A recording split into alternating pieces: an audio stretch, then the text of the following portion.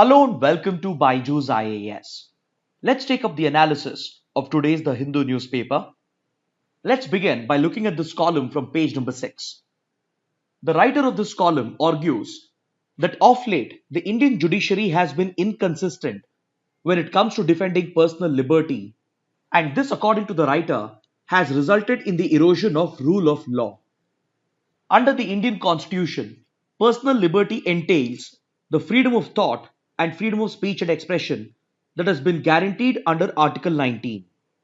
This fundamental right, of course, comes with a set of reasonable restrictions. But however, the application of these reasonable restrictions has been arbitrary by both the state and the judiciary.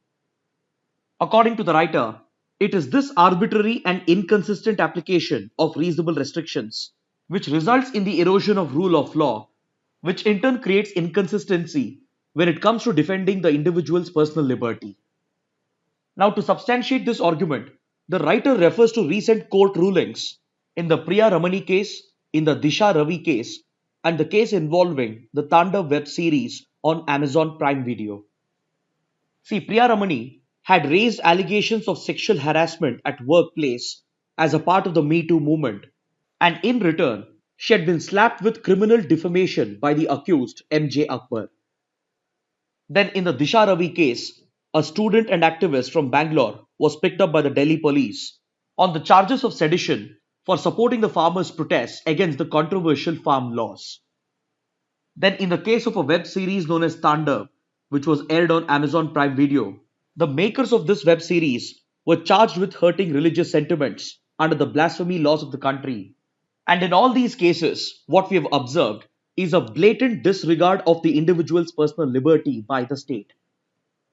And what is more concerning is that the judiciary has been very inconsistent when it comes to defending personal liberty with regard to these cases. See, these charges of criminal defamation, sedition, hurting of religious sentiments, they are all a part of the colonial hangover on our legal system. See, if you look at criminal defamation, most modern democracies, they have revoked laws that criminalize defamation. That's because giving out criminal punishment on the basis of defamation of an individual or an institution is simply disproportionate. Because criminalizing the act of defamation or something that is said in private or awarding criminal punishment for any slanderous speech is bound to create grounds for abuse by the state and as well as by powerful institutions and powerful individuals in order to target dissent and criticism in the name of defamation. So in the Priya Ramani case, the judiciary upheld this argument and acquitted her of all charges of criminal defamation by stating that a woman's right to dignity supersedes any claims of reputation which might be hurt through these allegations of criminal defamation. The court held that the survivor of sexual harassment at workplace has all the freedom to raise her grievances at any point of time and on any platform of her choice.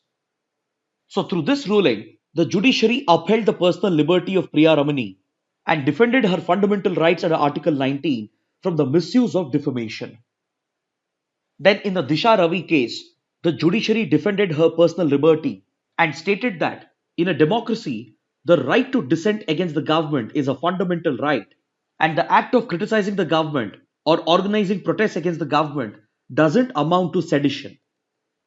The judiciary even criticized the police for failing to bring any iota of evidence to link the acts of Disha Ravi with the breakout of violence in Delhi on Republic Day. This is where we need to examine the colonial nature of the law on sedition and how it has often been misused by the state to target any dissent and criticism, even at the cost of directly violating the personal liberty of the individual. See, the provision of sedition was not originally a part of Macaulay's original draft, but it was later incorporated by the British government into the Indian Penal Code in order to explicitly curb any form of dissent against the British government. The provision of sedition was introduced primarily to target the freedom struggle and those who were critical of the British government.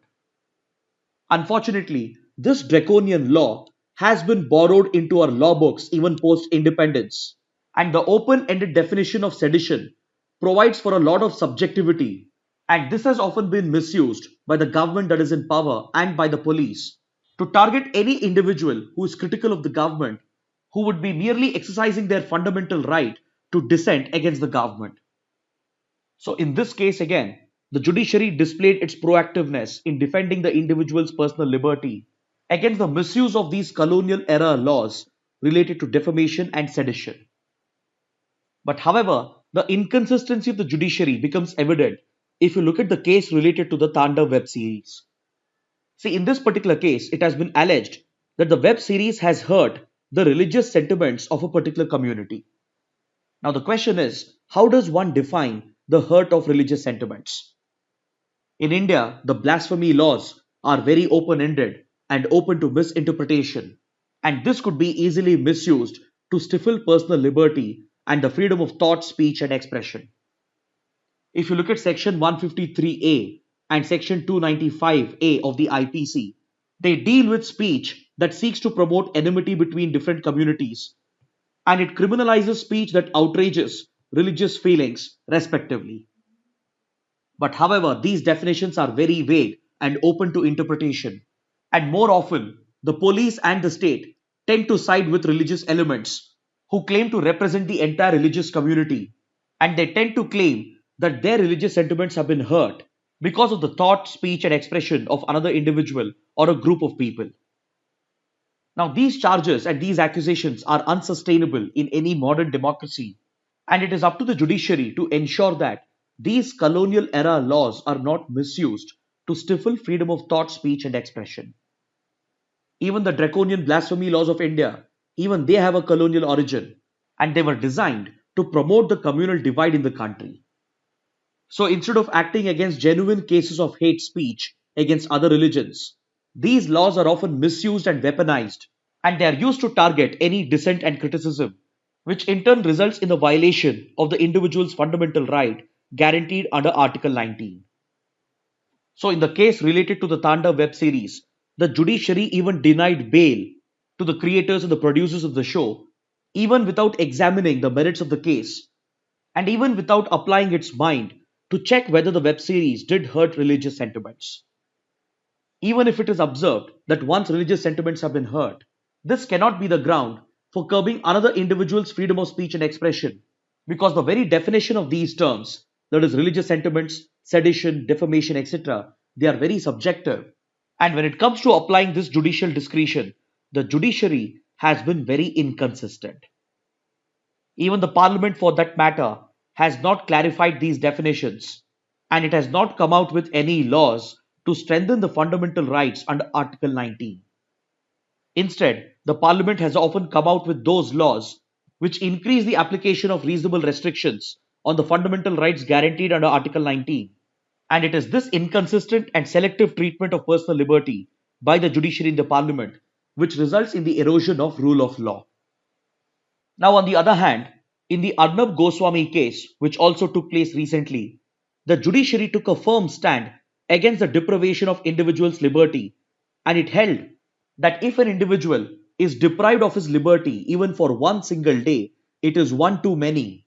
And it not only ordered the release of the accused in the case, and it also called upon the authorities to not misuse the flaws in the legal system to carry out targeted harassment of certain individuals.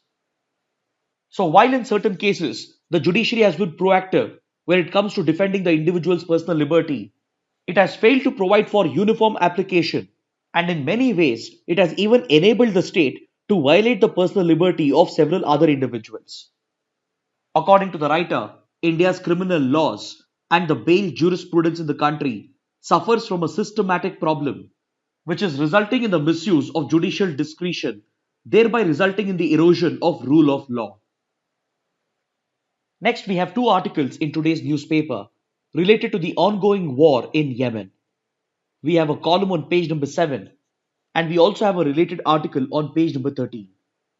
According to this article, the Houthi rebels who are fighting in Yemen have carried out a missile strike against Saudi Arabia's Aramco oil facility. Aramco is the world's largest oil producer, and it is owned by the Saudi government. And the oil facilities of Aramco have come under repeated attacks from the Houthi rebels from neighboring Yemen, and they have often used missiles and even drones to carry out these attacks. This current situation in Yemen highlights the plight of the Yemen civil war, which has been going on for the last 6 odd years. And this conflict began in 2014-15 when the Houthi rebels tried to topple the Yemeni government. This conflict is not just limited to the country of Yemen, but instead it is largely seen as a multipolar conflict which involves many regional powers and global powers as well. It is widely believed that the Houthi rebels are backed by Iran, whereas the Yemeni government is supported by Saudi Arabia. So essentially, the ongoing civil war and the conflict in Yemen is a result of the sectarian divide in the Arab world between the Sunni power bloc led by Saudi Arabia and the Shia power bloc led by Iran. After the Houthi rebels backed by Iran tried to topple the Yemeni government, Saudi Arabia formed a coalition force involving like-minded Sunni powers and Arab powers and carried out a military raid against Yemen in order to target the Houthi rebels. This coalition attack, led by Saudi Arabia, primarily comprised of airstrikes with the intention of driving out the Houthi rebels and in order to stabilize the country. To achieve this objective, Saudi Arabia even imposed a blockade against Yemen, and this ongoing conflict, accompanied with the blockade, has pushed the country into a grave humanitarian crisis. So that's why in this column, the writer argues that the ongoing conflict in Yemen is not just about a conflict between Saudi Arabia and the Houthi rebels, but instead, this conflict has multiple other dimensions, including the humanitarian and civil dimension, the geopolitical dimension, and the sectarian dimension. These various dimensions of this ongoing conflict has not only affected the ordinary people of Yemen, but it has also affected regional stability, including several interests of India in the Arab region. In fact, when this war broke out in 2014-2015, several Indian nationals were stuck in Yemen, and India had to carry out an emergency rescue operation known as Operation Rahat, through which the Indian Navy and the other Indian armed forces had to evacuate Indian nationals and as well as several foreign nationals who were stuck in the conflict zone. See, when the Houthi rebels challenged the Yemeni government, Saudi Arabia rushed to the assistance of the Yemeni government because Yemen was seen as a close ally of Saudi Arabia. And this challenge to the Yemeni government posed by the Houthi rebels was seen by Saudi Arabia as a part of Iran's covert proxy war. And hence, in order to immediately retaliate against these Iranian attempts, Saudi Arabia formed a coalition force and carried out military and air strikes to push back against the Houthi rebels and to strengthen the Yemen government. And it has even imposed an economic and transportation blockade against Yemen in order to weaken the rebel groups. But however, this strategy of Saudi Arabia-led coalition has largely failed because even though the Houthi rebels have been pushed into the northwest corner of Yemen, their war-fighting capabilities have not been really weakened by the Saudi Arabia-led coalition. As reported in this article, the Houthi rebels continue to strike against Saudi Arabia through missiles and drones, especially against its oil refining facilities. Due to the prolonged nature of this conflict, several other groups have also come up, such as the Southern Transitional Council, which is even backed by the United Arab Emirates, which has pulled out of the Saudi-led coalition. So this ongoing conflict in Yemen, which involves multiple parties and multiple stakeholders, has pushed the country into depredation and has triggered one of the worst humanitarian crises that we have witnessed in the recent past. More than 10,000 Yemenis have been killed in this conflict, and a large number of them were innocent civilians. The ongoing conflict and the economic blockade has pushed the country into a famine, leading to severe food shortage in the country and excessive malnourishment, which is nothing short of a humanitarian and civil disaster. It has also led to the collapse of the weak public healthcare infrastructure in the country and has resulted in the spread of a number of diseases, thereby increasing the suffering of the common people in the country. So, considering the humanitarian, geopolitical, and sectarian dimensions of this war, it is high time for all the players and stakeholders to work out a ceasefire and bring this multipolar conflict to an end. The previous administrations in the United States, be it under President Obama or be it under President Trump, they had given complete backing to the Saudi led coalition and they had even extended military support and weapon support to Saudi Arabia to fight the Houthi rebels who were sponsored by Iran. This was part of the larger geopolitical and sectarian conflict in the region, where the Shia power bloc, led by Iran and Syria, is known to receive support from Russia, China, and others, whereas the Sunni power bloc, led by Saudi Arabia, is known to receive the support of the United States, Israel, and the other countries. So, in a major breakthrough, the new Biden administration in the US has made an attempt to bring this war to an end, considering its humanitarian impact. And recently, the US has announced a complete end to American support to Saudi Arabia's war efforts in Yemen. Under this policy, the United States has announced an end to weapon sales to Saudi Arabia, and it has even appointed a special envoy for Yemen. Then, in a major breakthrough to facilitate talks with the Houthi rebels, the Biden administration has decided to remove the Houthi rebel group from the list of foreign terrorist organizations. So the writer says that now that the United States has taken the first step towards ceasefire and peace, the other stakeholders in this multipolar conflict, such as Saudi Arabia, Iran, and the others, should also take similar steps to immediately put in place a ceasefire and end the war, and provide further assistance to the United Nations, which has been arranging aid for the people of Yemen. And a beginning could be made by Saudi Arabia by lifting this blockade against Yemen. Next, on page number 1 and 13, we have two articles related to the ongoing political crisis in Myanmar. See, we all know about the military coup that was staged in Myanmar recently, through which Myanmar's military, the Tatmadaw, has captured power and has declared a state of emergency by nullifying the democratic elections that took place. The National League for Democracy, or the NLD, which had won the elections, has not been allowed to form the government, and its leaders, such as Aung San Suu Kyi, have been arrested again. In response to this military coup, the people of Myanmar have taken to the streets and have been carrying out large-scale protests against the military rule of Myanmar. In response to these protests, Myanmar's army has started using disproportionate force, and as a result, more than 50 people have been killed. Countries around the world, including the United Nations, have taken note of this ongoing gross violation of human rights in Myanmar and the violation of democratic principles. Now, these developments in India's neighborhood creates multiple challenges for India and its national interests in the region. The first challenge for India is to deal with the emerging refugee crisis along the India-Myanmar border. The ongoing violence in Myanmar is pushing a number of refugees into India, and the border states such as Mizoram, Manipur, Nagaland, and Arunachal Pradesh have already started reporting an influx of refugees from neighboring Myanmar. According to this article, around 20 people from Myanmar, most of them security and police officers, have sought refuge in India, and for the time being, they have been accommodated in refugee camps that have come up in Mizoram. So, dealing with this emerging refugee crisis is not only going to be a challenge for India economically, but it's also going to pose a diplomatic challenge because it will have the potential to affect India's ties with Myanmar. See, India is used to military rule in Myanmar since the 1960s because this is not the first time that the military junta has captured power and overthrown democracy in the country. But despite the lack of democracy and the constant violation of human rights and democratic norms, India has maintained very good relations with Myanmar's military, that is the Tatmadaw, by keeping in mind China's influence and China's relations with Myanmar's military. India has reasons to believe that China has consistently used Myanmar as a base to sponsor several Northeast insurgent groups, especially between the 1960s and 1990s.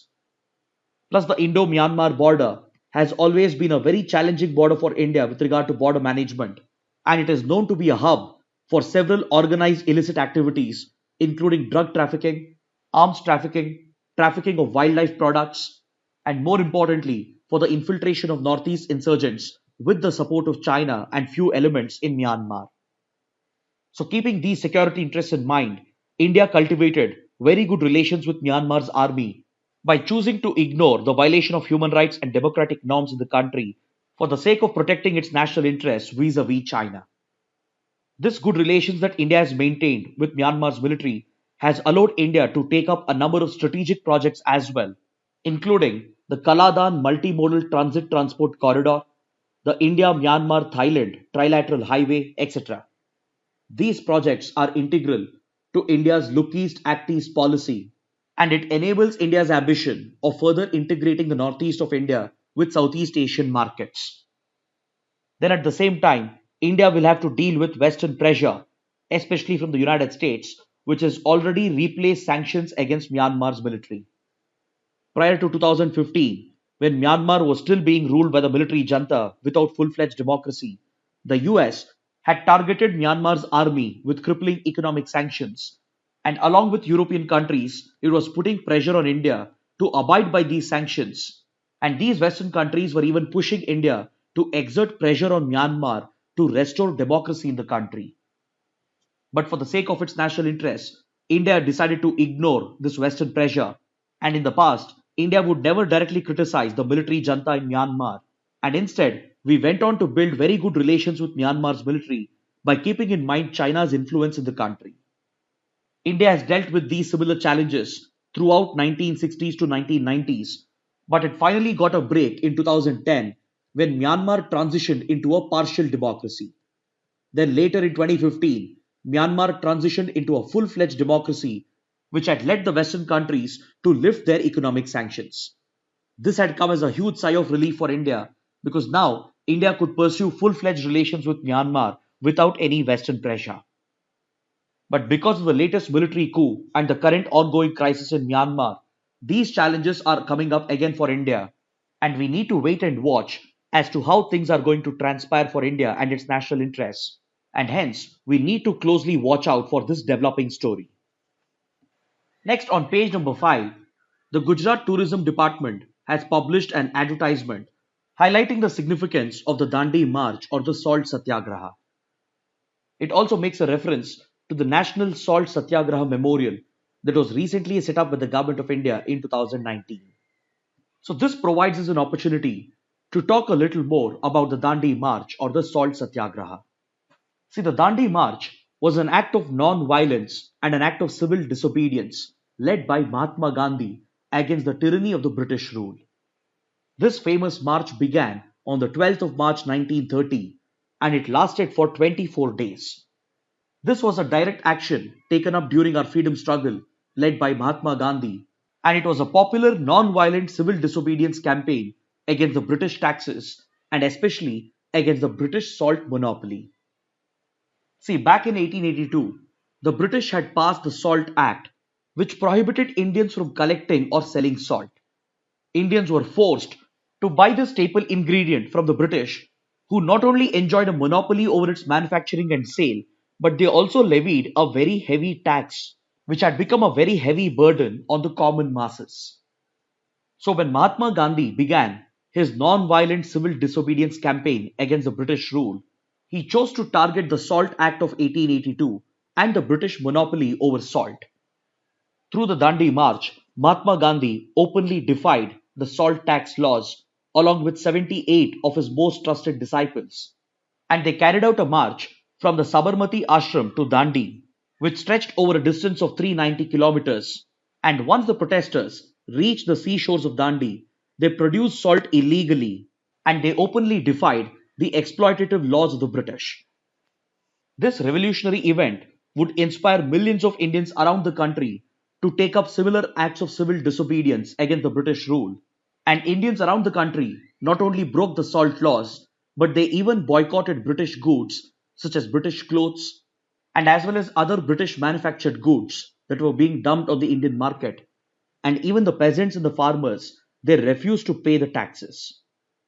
The British responded to this non-violent protest with the use of brutal force and through stringent laws. They tried to curb the movement, and this resulting violence received worldwide coverage, thus demonstrating the effectiveness of non-violent civil disobedience as a tool for fighting against social and political injustice. Now let's take up an article from page number 10. India has proposed the inclusion of Chabahar port in the INSTC project. See, INSTC stands for International North-South Transport Corridor. India has proposed the inclusion of Afghanistan and Uzbekistan into the INSTC project to make this proposed connectivity project into a project involving 13 nations, and India also wants the Chabahar port in Iran to be included as a part of this project. The Chabahar port in Iran is a strategic port that has been developed by India, and it's a part of trilateral connectivity between India, Iran, and Afghanistan.